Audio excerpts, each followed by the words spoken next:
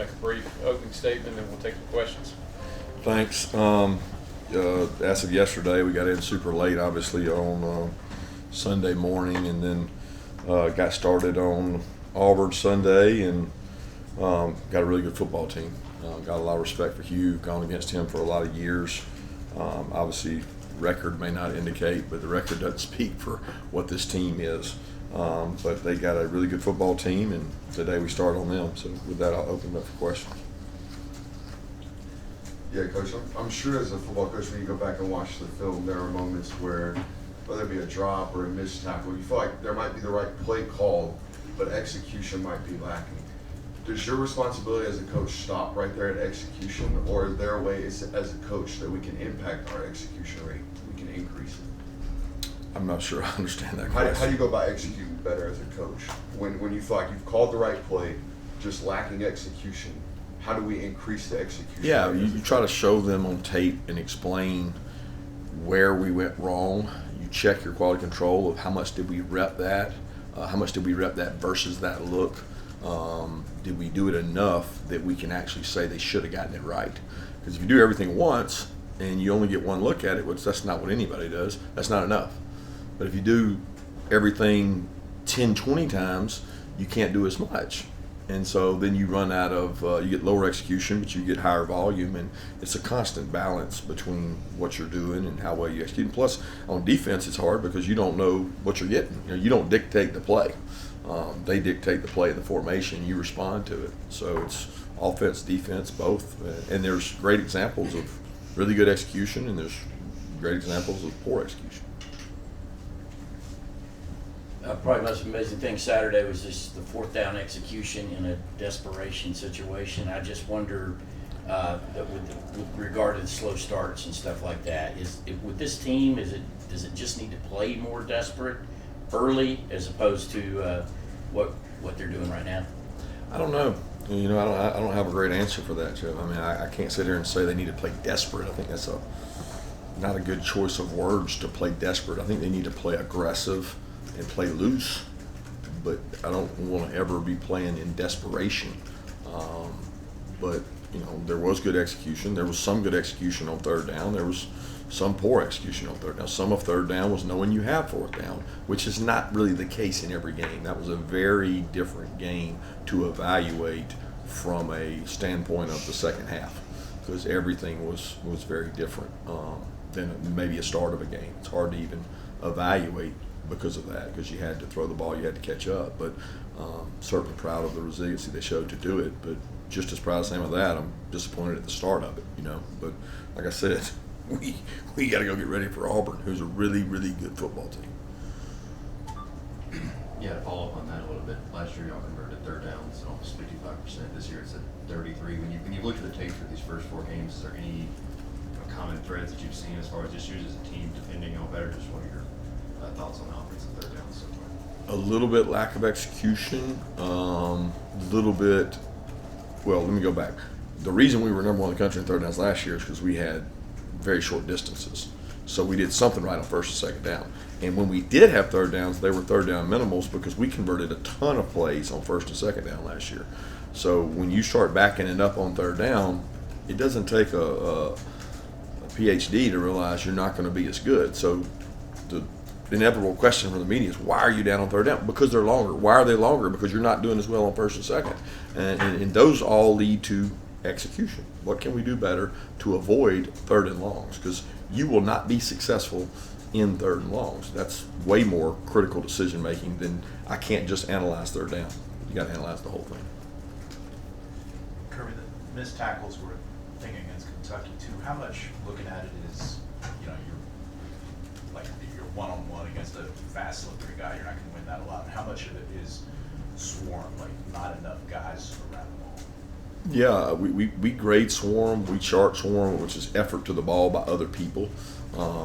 Football is played in a way now that there are a lot of one-on-one battles and throws. It's not usually in a phone booth. You miss the tackle, which means A, B, C gap. You're not like in those tight areas. We usually tackle well. We don't knock back tackle well, meaning when contact's made, does he stop and go backwards, or is he falling forward for 3 and 4 yards? that's been more our MO, is falling forward, not knock back tackling, which you got to do at a better rate. But I don't think it's a swarm problem. I certainly think that we tackle at a high rate historically, and tackling as a whole is down across all of college football. But certainly for us defensively, we want to tackle better, and some of that has to do with who you're playing against. And I think a lot of them that we had the other night were pretty good players. Kirby, curious with the running backs. I guess Nate Frazier started the season strong. I think he got in the other day. What's behind that? I guess just and with Roderick Robinson, how far away is he from getting back to help you guys? Yeah, not sure on Rod. Nate's doing a great job. He's improving week to week. He takes a lot of pride in his performance. Like, he's a hard worker. He's very conscientious about it. Trevor's been playing really good, and Cash opened some things up for us the other night. We didn't get to play Branson near enough, but there's no explanation. He's not doing anything wrong. Really, the opportunity didn't present itself the other night because of the type game. I mean, it's very clear to see the type game it became after 3 series or 4 series. That wasn't going to be a patient, methodical game that might fit Nate more than what it turned into. Coach, you spoke after the game. Carson made similar comments about the high character revealed in adversity. What have you seen out of the team in these last 36 hours since that game? Well, I hadn't seen them much. I mean, to be honest with you, Sunday is their dedicated, like their day off, and so I get to see a lot of. I visited with a lot of guys, and they've been in good spirits. They're excited for an opportunity to go play. They know what's at stake with Auburn. It's a huge historic rivalry. This game has always been that way. And then, for me, when you turn the tape on and you watch their defense and their offense, outside of turnovers, got a really good football team. They've turned the ball over, and they've made that very clear that it's not. I mean, look, they got good players. They got good wideouts, quarterbacks playing better and better, and they've gone back and forth between them. But the focus for us is on them, because I know what they can do. I know what kind of coach Hugh Freeze is. I know what kind of offense they got. I know their defensive coordinator. They're going to have a good team and be ready to play. Kirby, did anything in general stick out to you from the Alabama film, just that maybe you didn't realize as it was going on, just anything in the last day change? Yeah, some things probably did. Some things that when you sit back and watch the tape pop up, but nothing that I would want to share or anything. I mean, we got guys that we got to do a better job as coaches, got to do a better job as players, got to do a better job as an organization, but nothing that's worthy of sharing.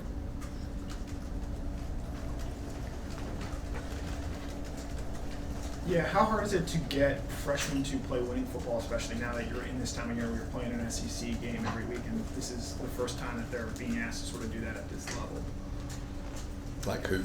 Well, KJ Bowman's the only freshman that played for you guys. There's Nate Frazier, Joseph Jonah, Johnny, some of the other freshmen that you guys have brought in. Yeah, those guys didn't really play much, so I don't know if I understand what you're asking. How hard is it to get them ready to play? Yeah, to where they can help contribute for you guys. Well, it's been an ongoing process since most of them got here mid-year. So we had 15 practices in the spring, we had summer, we had 26 practices in fall camp, then we've had all the practices up till now, and I think those guys are continuing to get better. You always worry about a little bit of a lull in there when they hit a road of, well, am I going to play or am I not going to play? That's usually passed by now. We've played however many games, 4 games, so like they start to realize, oh, well, I might not be up right now, and that's when you get alarm bells ringing of, we may need them. So how hard is it to get ready? It's hard. You got to prepare. You got to get ready. You got to, and really in the cases that you get guys playing, it's usually a phenomenal talent or a need, a tremendous need, meaning you have a deficit at that position. He's got to go play. In the case of KJ, he's a talented player. We have other talented players, but sometimes you have people in front of them, and it's about growth, development. We talked today, Jordan Davis hadn't really played at this point in time his freshman year. Quay Walker didn't touch the field. Eric Stokes didn't do anything. Lab was on the scout team. They were all pretty good players. 2 questions for you, Kirby. First, can you give us your assessment of your tight end room? Secondly, you're giving up 30 yards more per game in penalties than you did last year. What do you attribute that to? I don't know. They gave a more heightened awareness. It was one of the big things going into the season. They were going to call defensive holding at a high rate. I don't know what those statistics indicate. I know we've had it called a few more times than we have in the past. That was not a call the other night that was really called very much, but we are higher in penalties, and there's no great explanation. But there's also not a stat that says being higher in penalties equals losses. Usually your aggressive teams that get penalized play aggressive, and sometimes that works in reverse. So I don't have a great explanation for it. Tight ends, it's different because I'm evaluating that room based on that room. I'm not evaluating that room based on last year. It's a completely different room. Certainly have made some plays and left some plays out there, and continue to grow and get better is the hope. I got a lot of confidence in those guys' ability. We got good players in our tight end room. Kirby, this team loses so rarely. Is there anything you have to do differently psychologically this week so that this loss doesn't linger and affect the next game? I don't think so. I think we have a very set routine here, and we don't make our routine based on outcomes. So whatever number of wins we've had prior to this one, we did the same thing we're going to do today. And I really believe in that process. I believe in, telling them the truth about the opponent. You tell them the strengths and weaknesses of who you're about to play, and then you coach every week the same. Kirby, another matchup with a team that's got some really good young receivers. What are your impressions of Malcolm Simmons and Cam Coleman, what they've shown? Fast, athletic, great size. I mean, they were phenomenal players coming out, and they both have special attributes in terms of ball skills, playmaking ability, speed, dynamic receivers, and those guys you want to catch them while they're young. You want to catch them when they're early in the season, not as they're getting seasoned vets of the SEC. You can see these guys growing up on tape as they make more and more plays. Yeah, is there an update on Jordan Hall, Kobe White, and London Humphreys? Yeah, hopeful that all of them are able to play. Kirby, you talked about communication being an emphasis during the bye week. How would you assess how the offensive line did that on Saturday as well as playing without Tate? The offensive line did some really good things. I thought we challenged them to communicate better. We had better communication, especially in the front. We were able to run the ball with some success there early while it was still relative. It's hard to evaluate the offensive line in that game because of the way the game went. Now, they did some good things and some things they can do better, but it's a different evaluation because it became such a different kind of game. Kirby, I saw where Auburn leads the league in yards per completion, and obviously you mentioned Coach Freeze. Is there anything unique he does or something that kind of typifies one of his offenses? Yeah, it's the RPO game. He's hung his hat on the ability to have RPOs, and I think he's done a good job adjusting to where it's not just that. For a while, he was an RPO guy. When RPOs came out, he was ahead of the game at doing those. He's evolved. He still does those. He still has the quarterback make decisions on plays, whether to throw it or run it, because you can take advantage of defenses doing that. But he's added new wrinkles and twists that you see in the NFL, you see across college football, using motions and eye candy and sorts of things to create an advantage or create a leverage or a mismatch. So he's done a good job evolving while keeping the RPO game. The RPO game is the biggest difference. They are fully committed to being able to do and throw RPOs. When you were walking off the field against Alabama, you mentioned you needed to work on Georgia's edge containment. What did you do in the second half, and what do you need to do ahead of facing Auburn? Well, some of that scheme, some of that's player was shared, and so improvement of what we're calling based on where they're attacking and how we're playing it technique-wise is a combination of things you can improve on those. But the common fan likes to talk about contain, but contain is built on the call and a lot of things outside of just keep contained. It's not that simple. There's defenses where you're built to go underneath, defenses where you're built to keep it with a secondary. Sometimes it's a corner, sometimes it's a linebacker, sometimes it's a defensive end. It's a shared responsibility that we all have to get better at.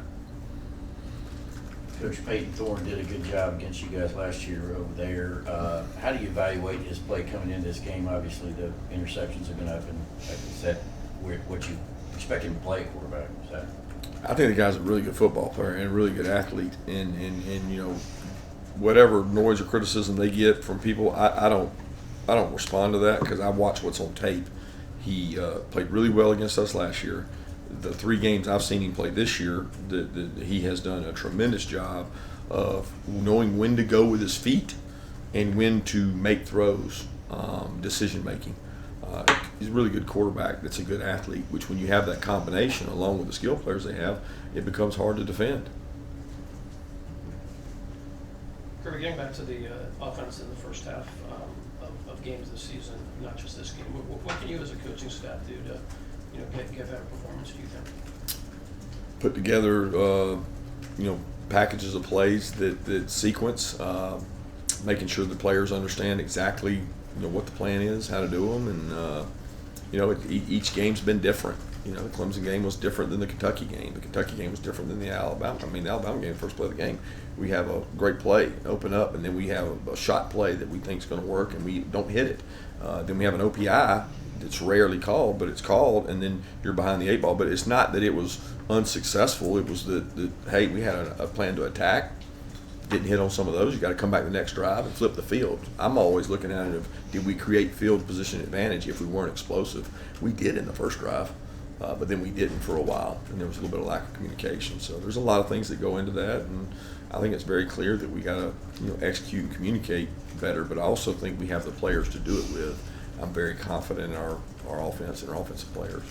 Time for one more question. Yeah, I'm not sure if you can give us an update on this, but Michael, after going back to that first game, 25 snaps, where is he? How do you feel like he played on Saturday?